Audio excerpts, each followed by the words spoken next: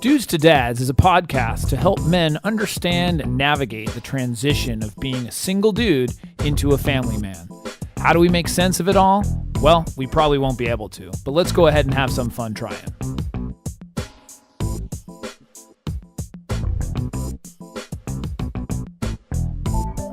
And we are back. We are back. I'm Jason Kreidman. I'm Alan Bush. And this is Dudes to Dads. What's going on?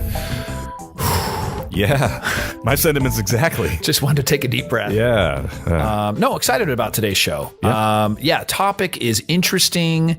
It goes kind of just in line with a lot of stuff that's been coming at me recently. Okay. That's why I thought about this cathartic, topic. right? Yeah. So everyone's kind of waiting and saying, well, what is, well, actually, I guess if somebody clicked on it, they may have already seen the topic. Right. Yeah. It's in the title probably at this point. That's right. Oh, that's right. I do optimization. Talking about pink elephants. And, has nothing Fooled to do. you. We could do clickbait. We could. Yeah. But free everything. Try this. Learn how to change your life. Sponsored by Air. Right. It's everywhere. So tonight's topic is about regret. Mm-hmm. And the title is Regret is Toxic. Learn how to avoid it. Okay. Make sense? Yeah. So kind of goes for life. Just don't have regret. There you go. Now, Good night. Are you talking specifically for children? Or no, regret with this your is for children? dads. No, this is more of a dad thing. Yeah. This is about ourselves and the idea of having regret as you live your life and also towards the end of your life. Yeah. So a lot of people write about regret and talk about regret. I mean, it's a big topic. Sure.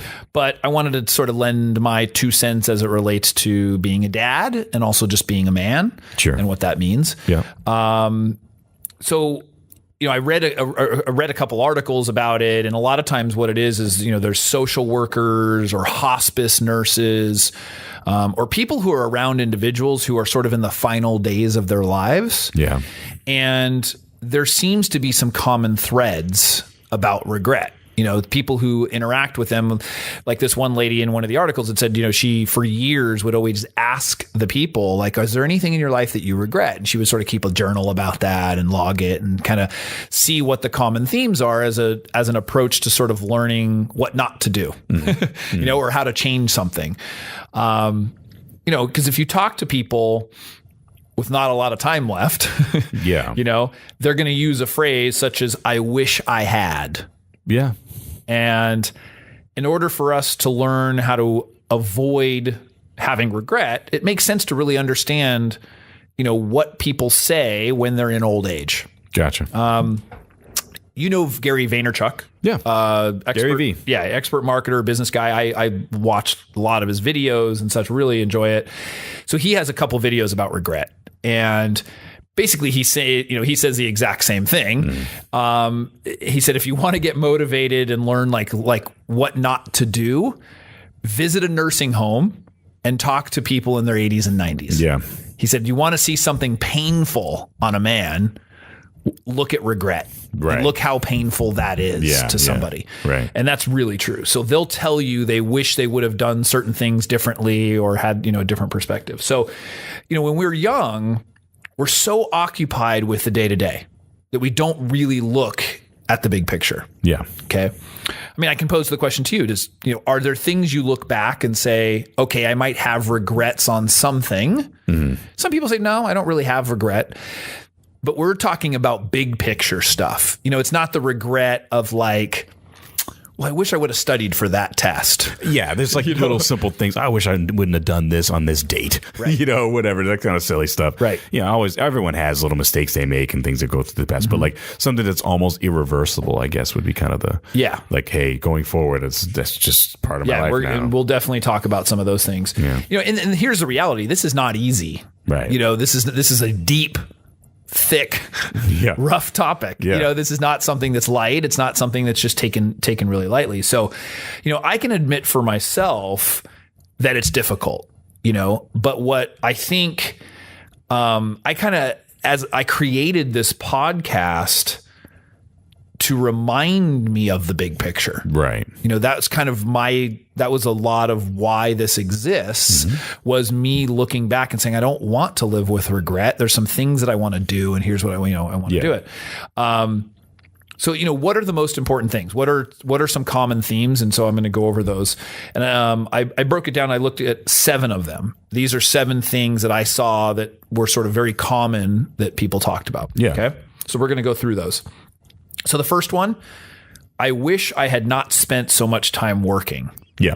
So that's I've seen that in a lot of articles and things that I've looked my mom's famous words were said, nobody on their deathbed ever said I should have spent more time at the office. Sure. Yeah, exactly. But the problem is that we often feel trapped. When I sat in a room, or I sit in a room full of guys and dads, they all feel the same. It's like they have to work, they have to grind in order to support their family. Otherwise, the bottom's going to fall out. Right. It's like this common feeling that they have to work, and that that work provides value, not realizing that in the end, maybe it was the wrong.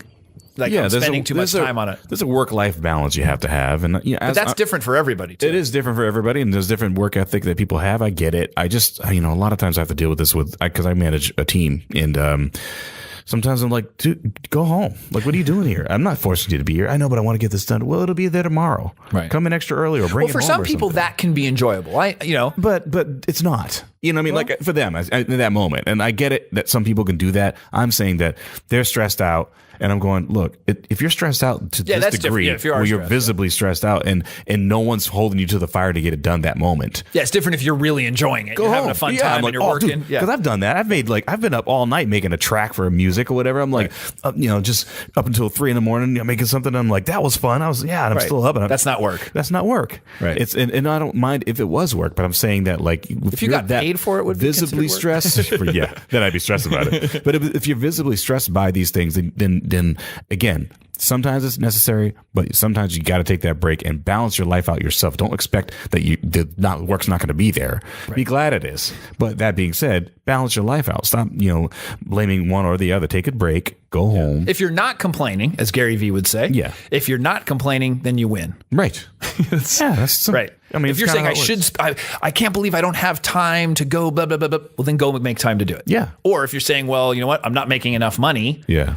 Go work more. Yeah, right. Right. I mean, it's vice versa. If you're not complaining, it's not an issue. Yeah. If you are complaining and don't feel like you have work-life balance, then you need to create that. You need to figure out what that means to you. Right. Yeah. Right. Second one, I wish I had been more loving to the people who matter the most. Yeah. So that could be a spouse, our parents, our children, even our friends. In the end, it's the relationships that are part of our happiness. For sure. It's even been proven that, relationships are a big part of being happy in life. It's not that you can't be happy without them, but I know, it certainly adds a lot of value. It's one of those things a pet. I would even a pet. Yeah. Right. But you live by that. Even when you don't have family, your friends and people that are like, I came to California without a lot of family around me when I came to college. And then my friends became my family. Right. And then some of my really old friends started moving out here. So I had they were like family. Like I got a guy now who's a friend of mine that I've known for 30 something years. Yeah. So he's out here now and I'm like, it's like having my family there. Yeah. It's like cool. So when I see him, I'm like, dude, you're like my family. He knows all my family members. I know all his family. Right. So it's just like those relationships matter the most. And like you said, even a pet. A little cat comes home. I come home. He's like meowing at me, and I'm like, "Yeah, hey, what's going on?" Right. I talk to him, and that's why. I mean, that's why people love animals and the unconditional love and everything else. They love you. Yeah, yeah. So I mean, but telling people and or just being more loving, if you will, and I've even had some conversations. It's interesting. I've had some conversations with men who have gotten divorced. Yeah, and say, even if it was their choice. Yeah, and say, I wish I would have tried harder, or I wish I would have been more loving or nicer or whatever it is. Yeah, you take it for granted. You take it for granted. Yeah. And so, when you realize that somebody in your life matters, let them know about that. Yeah. Or act it or show it. Right. That's the important thing. Yeah. It's not always saying it. Right. Right. Yeah. Depends what their love language is.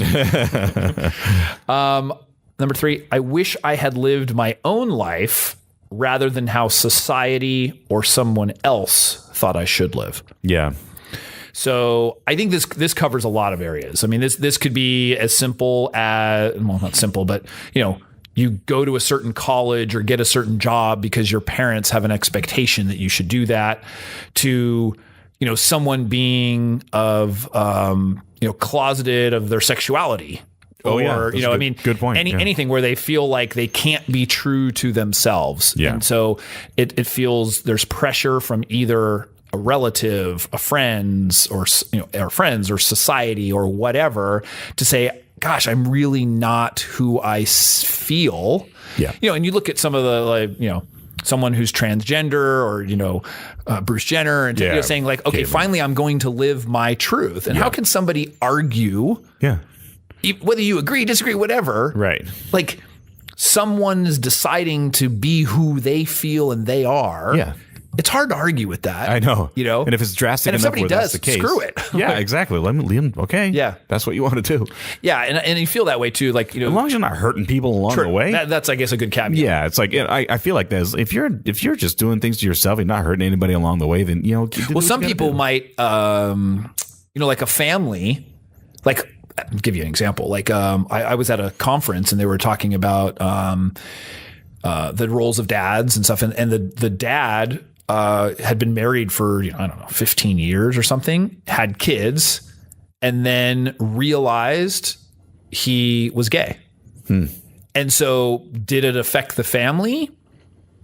Probably. Right. That may be why for a while he didn't say anything, and eventually it's okay and they go through therapy and everything else. But so there's situations where people they may not, get that job because they don't want to feel they're disappointing their parents. And it affects other people in that way, but that's the part. It's like, you have to sort of judge that and say, am I going to live my life the way that I want to, regardless of how it may affect other people. Right.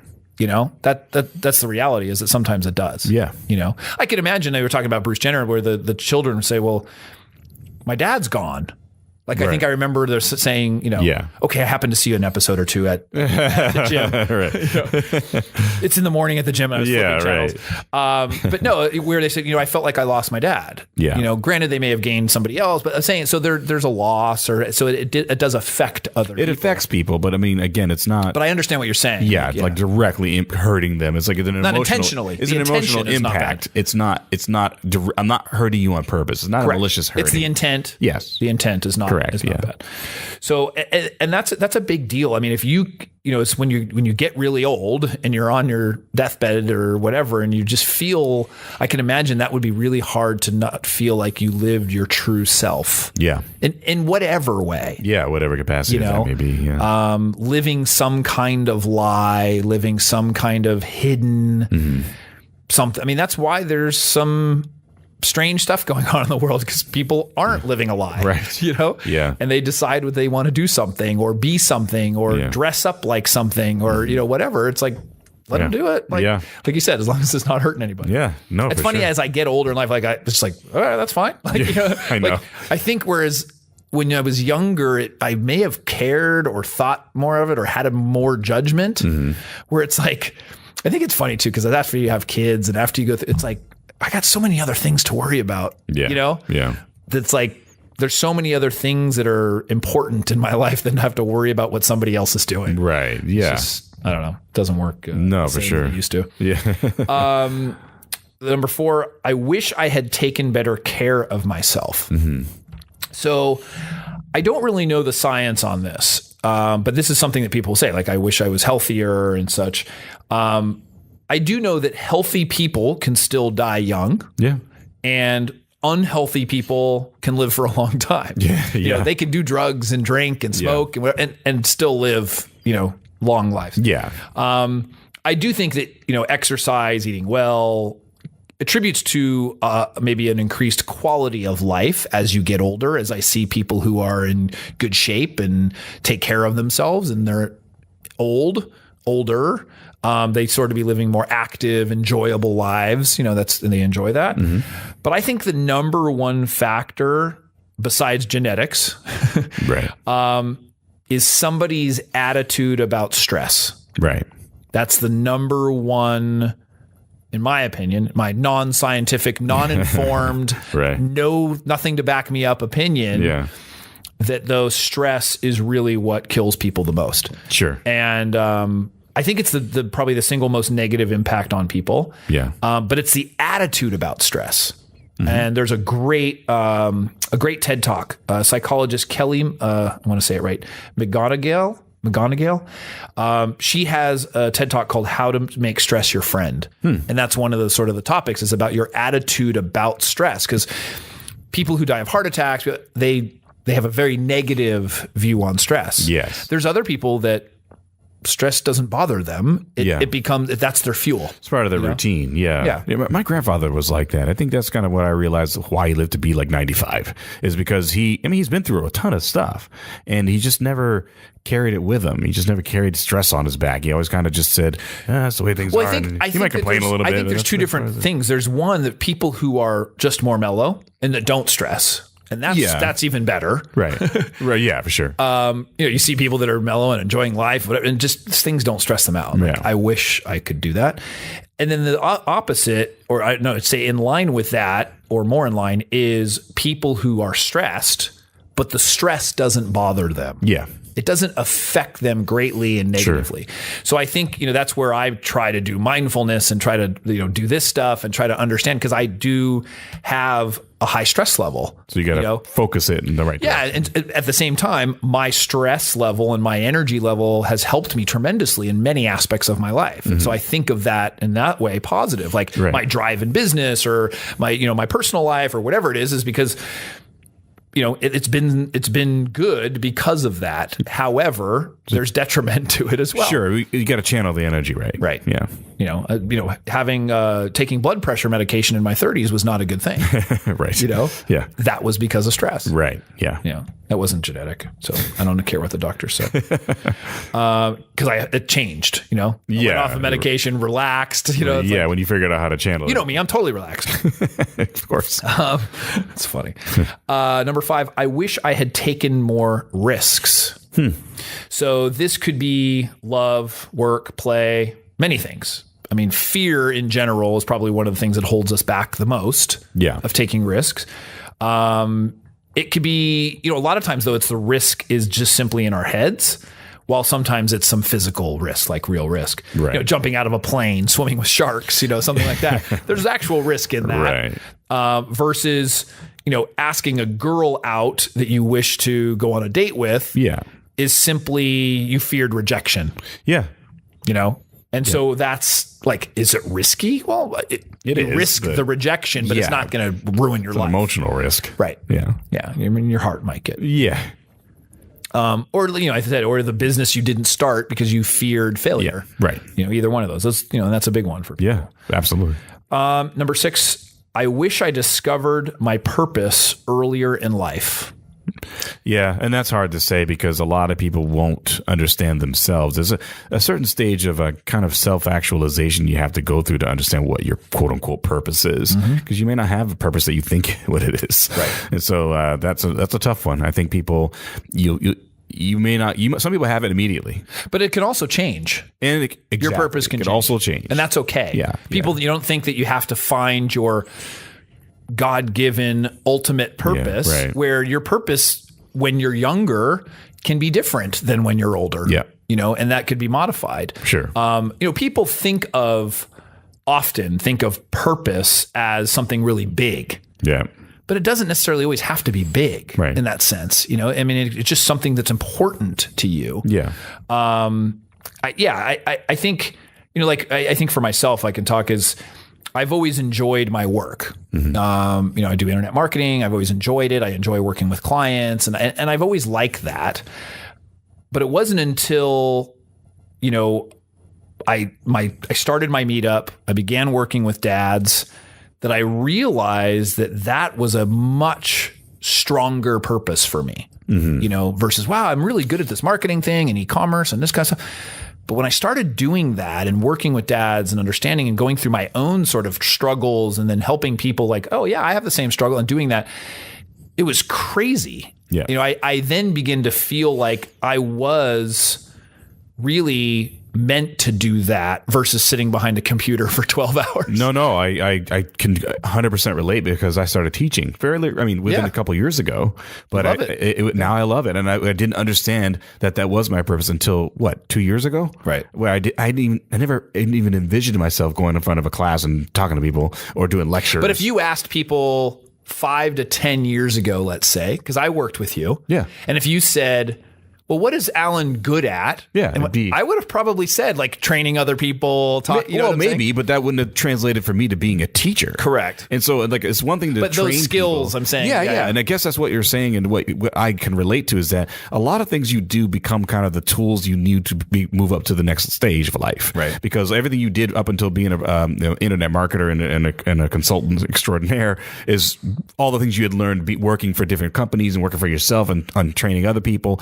Then you became this, and then now this has led to being this dudes to dads thing, where all of a sudden now you and I talking and hanging out and doing other podcasts. You've been on podcasts that I've done, which again I learned that from another person too. That built upon other things, and then I was like, oh, now I'm conveying something that's completely different. Now I have all this. Now this is a big like a macro of everything that happened before. I have another macro that's combining and now making this bigger purpose, and that's kind of how I feel as well. Like the whole, it's when you get to a certain age and a certain stage in your life, I honestly feel that it's now that time to educate people. Yep. Yeah. No, I mean, it's, and that's where I think this one is, you're wishing that you discovered it earlier. So people who are older, finally realizing like, oh, I really want to golf. I really want to volunteer, or I really want to travel, or whatever that might be, and saying, wow, I'm so passionate about that. I could just do that every day. Right. Like, what could I do? Wake up every day and do. Yeah. If money wasn't an issue, right. The hard part is money is an issue. Of course. You can't, you can somehow make it work. There's ways to do it. But, absolutely. But your purpose might be simple. It might be complicated. And if you can find a way to do it, then, you're going to be lucky. It's not just about having the purpose. It's about doing something about it. For sure. You have to take the action. So that's an important. Number 7, I wish I had helped, inspired, or touched more people. There's definitely an amazing intrinsic value to helping people. I'd say like the high that I get from the podcast and helping dads was nothing really that I had felt before. Yeah. Like it. I'd done sales and I'd always get really excited when I closed a sale. Sure. Like that high, but it lasts the time lasts so little. It's just like a little bit of a cortisol or whatever it is, like a little bit of a shot. Yeah. For me, the impetus for me was I lost my mother a few years ago. And while that was horrible, what came out of it ultimately changed the path of where I see my life going. Yeah. And what I'm going to be doing and how I'm doing it. And so that's a really big deal. And that's often, big events can often force us to look at things differently. Absolutely. You lose somebody, anything, maybe you get a divorce, you move somewhere. All kinds of big changing things can cause you to sort of reevaluate. Maybe that's a good word. Mm-hmm. What is important for you? Sure. And we all have regrets. That's the reality. Yeah, for sure. Are they small ones? Are they impacting your life in a big way? And it's much easier to have a perspective in your final days when you can look back at everything and see the whole picture. Yeah. Versus just, living day to day and going through the motions and trying to just get through and manage and all that. So I think it's difficult to take control. But if you can use what other people have learned and sort of focus on those things and say, hey, what are the things that I identify with? Maybe I only identify with 2 of these. Right. Maybe you identify with these plus more of saying, when I'm on my deathbed, what do I want to not regret? Right. What is it that's going to be really, really important for me? Yeah. For sure. So, I just think if you can then learn from those, then shape your life. It's easy. And just live your life. Live your life with no regrets. Yeah. Absolutely. I think I feel lucky, maybe in a sense where I was trying to look back and say, do I have a lot of regrets in my life? Mm. And I don't have major ones. There might be some small ones. Yeah, things here and there. Yeah, but I wouldn't. If I was maybe it is like, hey, I wish I spend more time with my family and wish that kind of stuff. And so those are the things that I make effort to do. Is it ever enough? But yeah, I was trying to think for myself, like, because that's a really important thing for me is to not have those regrets. Right. Yeah, I could see maybe the work-life balance a little bit. No, but that it leading somewhere, and you're also taking time to be with your kids, and just this show is really cathartic for a lot of these things anyway. So it's like this becomes kind of a pattern that you're taking that's going down the different roads. So I feel like this is good. You know what I mean? Like even the you want more of X, Y, and Z, but that's not a regret. It's more of like, I wish I had more X. Right. Well, like a big one is when someone passes away and you say, well, I wish I would have done this, or I wish I would have spent more time with, like my mom passed away. I didn't feel that. Right. I felt fulfilled, if you will. There wasn't like, oh, I wish I would have done that, or, and that could be, I could see how that would be a painful thing. So, where do people get in touch with us if they want to maybe give us some feedback and maybe some of their own suggestions on regrets? Maybe they have some regrets they want to talk about. It's a podcast at dudestodads.com. That's the email. You can also hit us up on social media channels such as Facebook, dudestodads.com, Twitter at dudestodads, and YouTube, Dad University. Also, make sure you go to iTunes and Stitcher and leave some 5-star reviews. Subscribe to the respective channels, including the YouTube. Keeps getting bigger and bigger. Yeah, go to them all. Leave comments on all of them, but more importantly, it helps with the push the show out. So, please at least leave a comment and leave like 5 stars would be really helpful. Cool. Anything else? That's it. Final words to grow anything. Okay. I regret not having an energy drink. All right. With that, thank you, Alan. Thank you. And we'll see you next week. See you next week.